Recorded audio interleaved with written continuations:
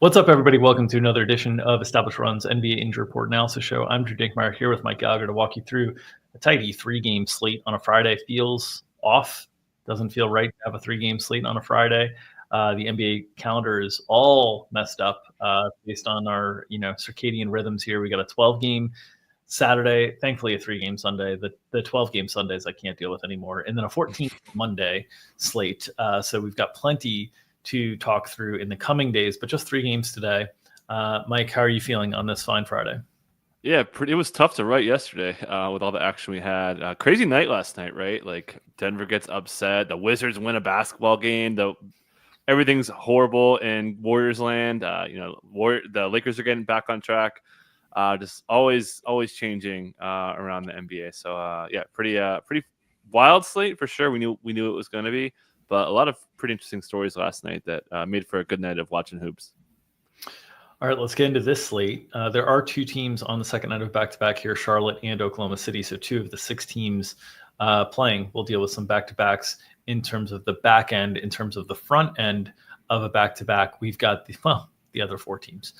Milwaukee, Philadelphia, Cleveland, and Miami all on the front end of back-to-back. So it is back-to-back heavy on this slate. Let's talk through Charlotte and Philadelphia. On the Charlotte side, no LaMelo Ball, no Trey Mann, no Brandon Miller, no KJ Simpson, Nick Smith Jr., Grant Williams, or Mark Williams. What do you expect to see from Charlotte tonight without three of the starters that they had last night?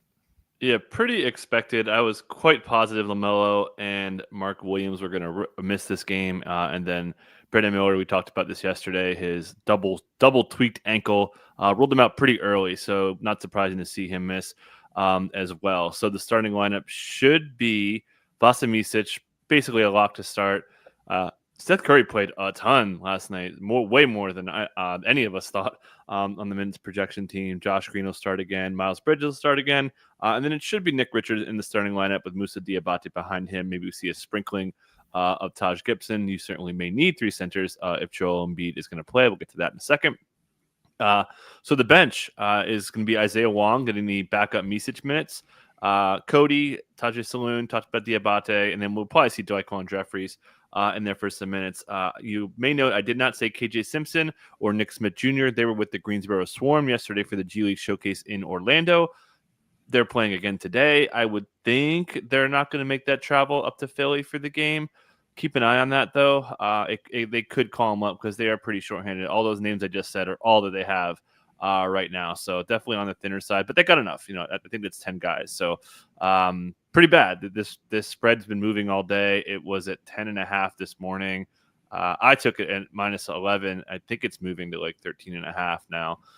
So they're down pretty bad, and they're going to have some tired legs on a back-to-back and a travel back-to-back with this game in Philly after getting beat handily by the Wizards.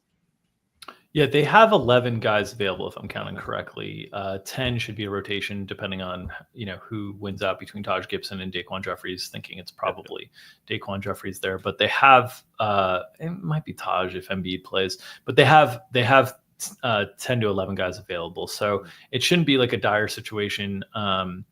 And in terms of the usage, you would expect Miles Bridges to command as many shots as he's able to get up. We know that the Charlotte offense as a whole is one that is not opposed to having one guy take all of the shots. LaMelo, 32 field goal attempts yesterday, 18 three-point attempts, and 10 free throw attempts is really like outlandish in terms of usage. So we might be able to see that type of usage soaked up by Miles Bridges, who's had a little bit of a dip in production this season playing alongside LaMelo Ball. So we might see a little bit more of the production we saw towards the end of last season from Miles, although tough spot for him on second night of back-to-back. And you wonder if there'll be any limitations as he's been kind of being brought along slowly.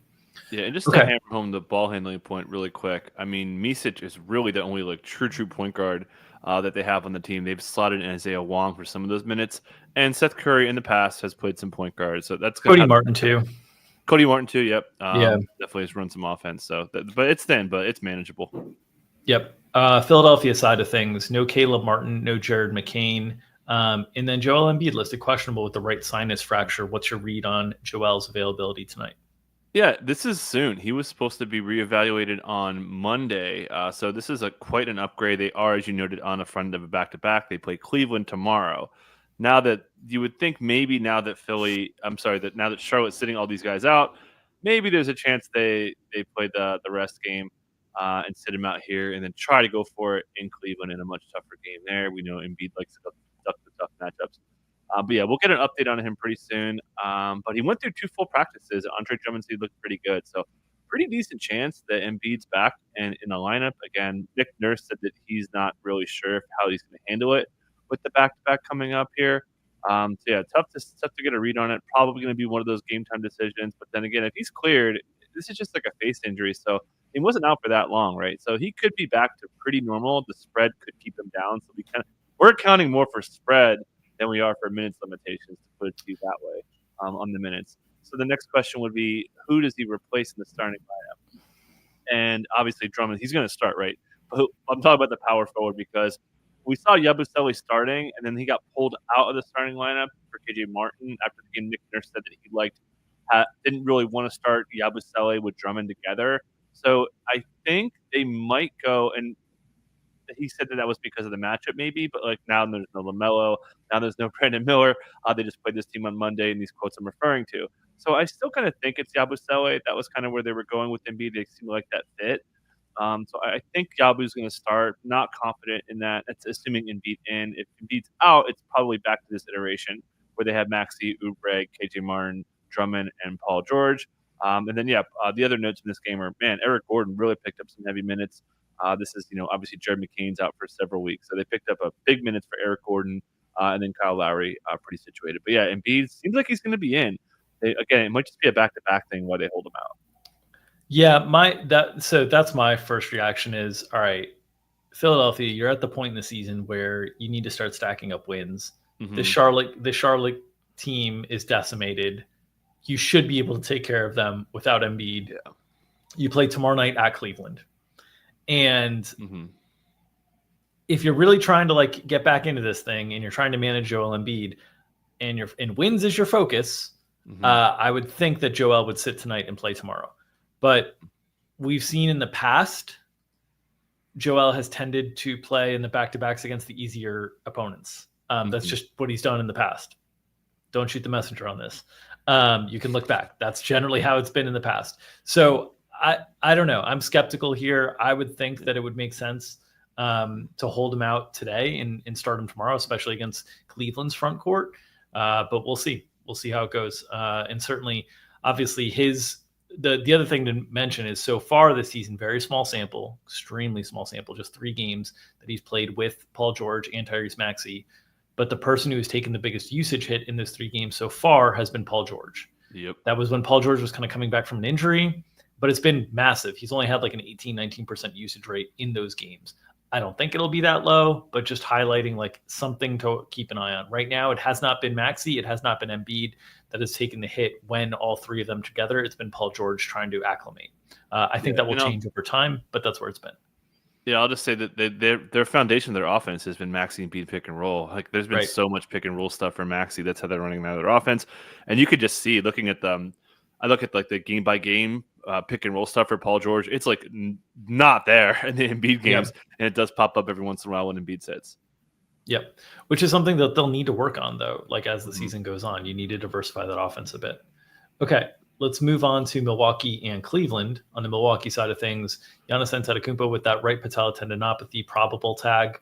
Damian Lillard out with the right calf strain. Chris Middleton probable with the non-COVID illness that kept him out of last game, the NBA Emirates Cup championship game, which he was also originally listed probable with the non-COVID illness.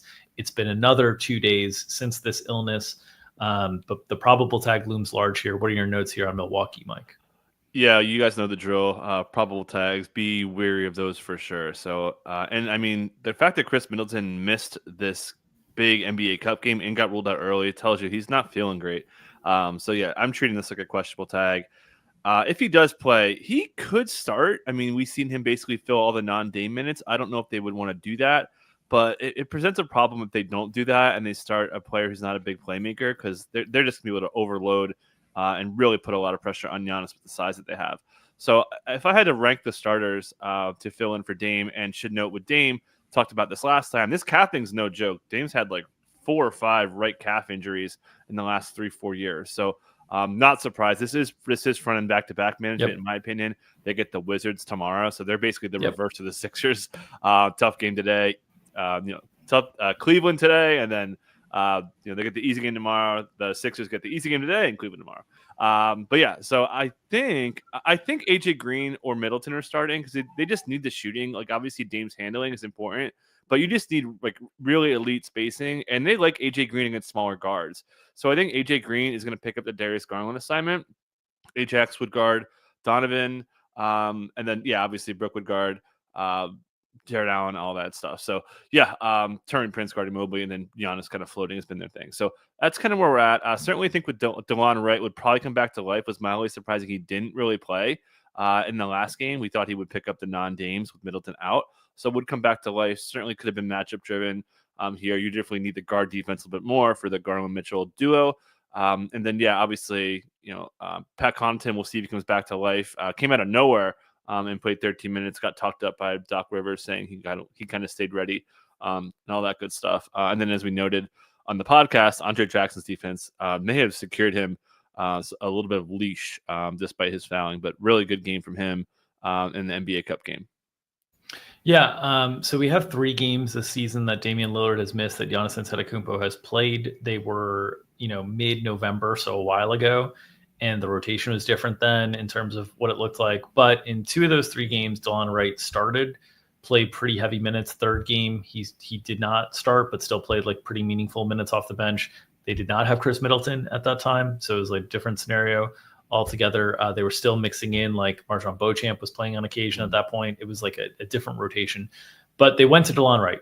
And so there is some, we're sort of hedging. Could it be DeLon Wright as a starter? Could it be AJ Green? Could it be Chris Middleton kind of inserted in the starting lineup? There's a lot of different iterations here. But we'll note that I think personally that the Connaughton thing versus Oklahoma City was very matchup driven in the sense that against Oklahoma City, yes, they are guard heavy in terms of how they produce offense, but they are big. They're big guards. Mm-hmm. And DeLon Wright is not a big guard defender. He's more of a, quick, versatile kind of guard defender. And so against Cleveland, I don't know. I'm interested to see what's prioritized. Do you need the shooting offensively? Do you need the defensively with DeLon Wright? And also, is Chris Middleton going to be available? That's another question in this whole thing. I think the one thing that we feel pretty confident in is Milwaukee for the last 10 games has run basically a 9-man rotation.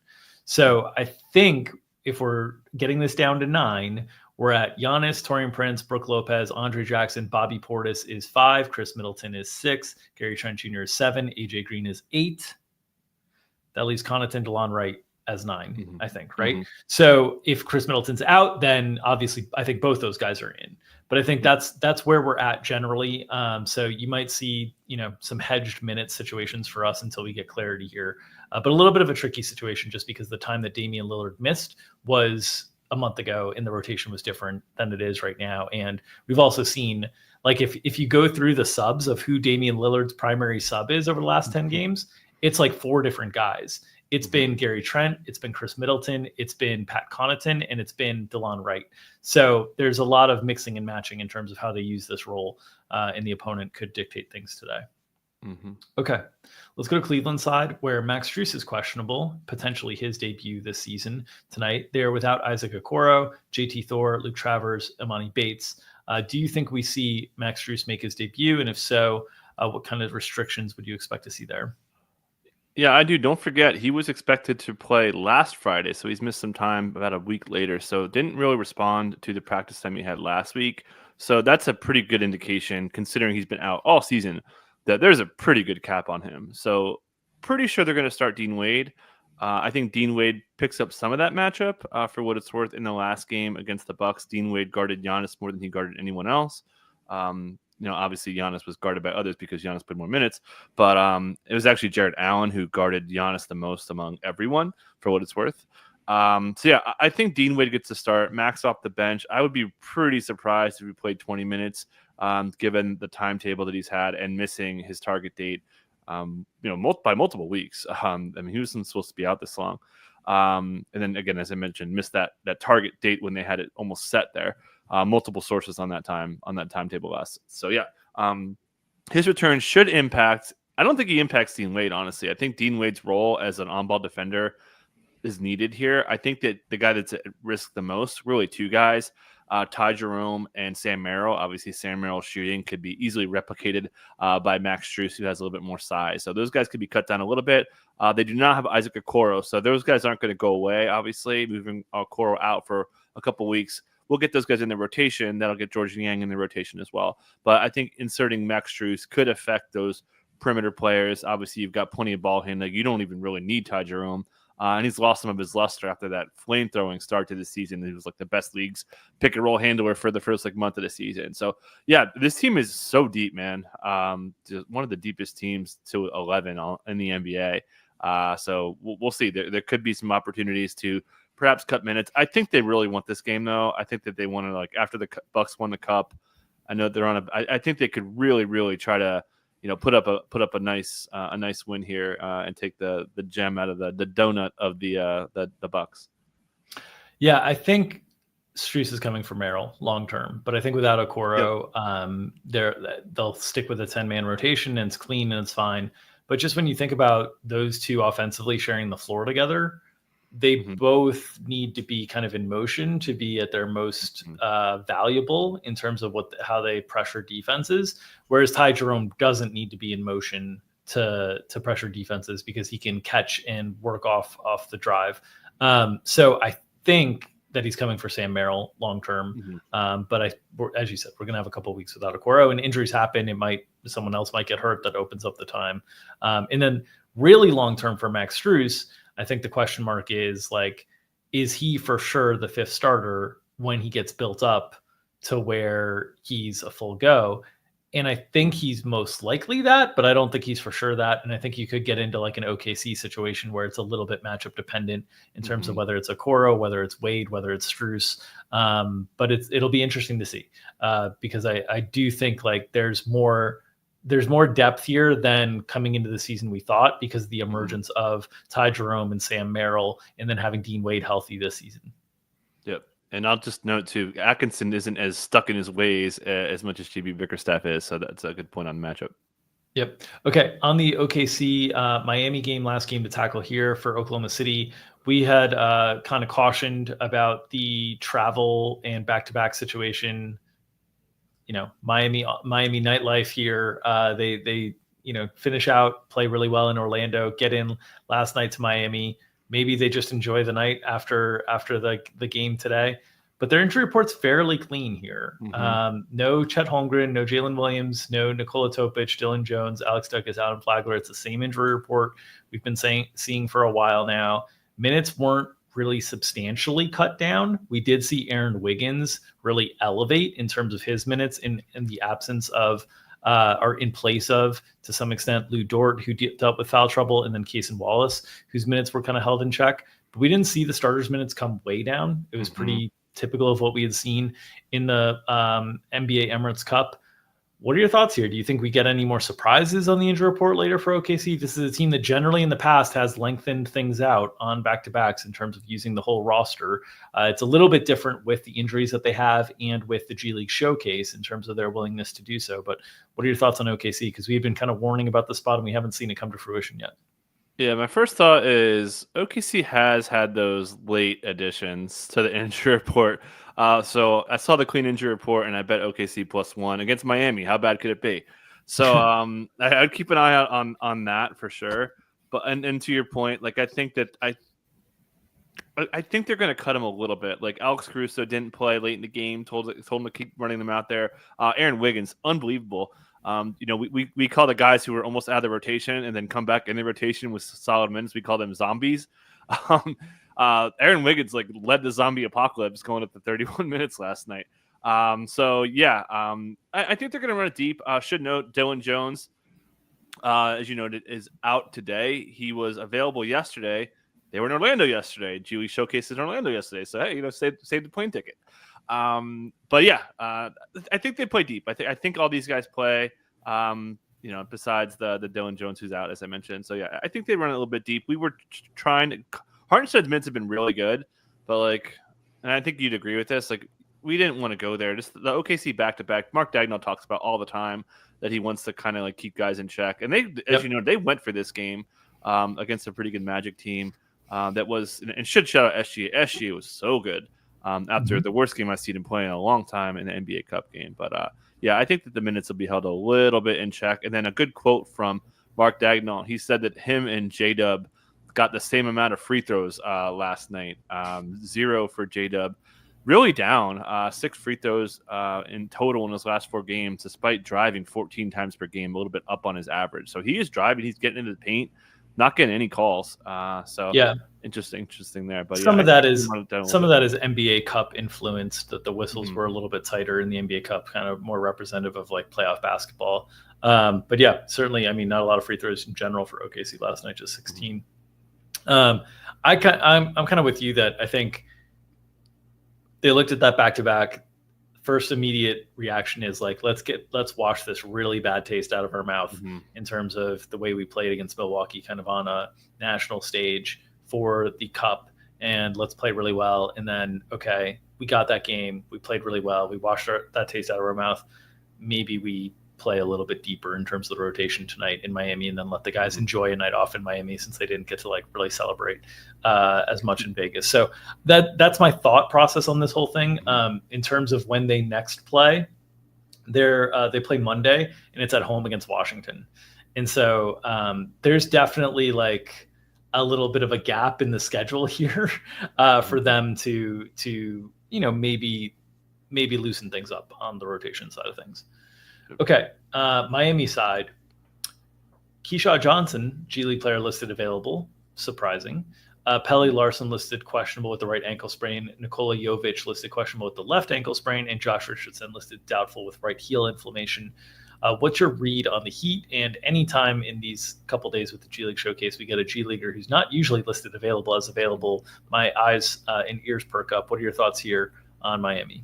Yeah, very odd. Jovic and Pelle Larsson both practiced. Jovic said he's almost 100%, so pretty sure they're going to be in, at least available.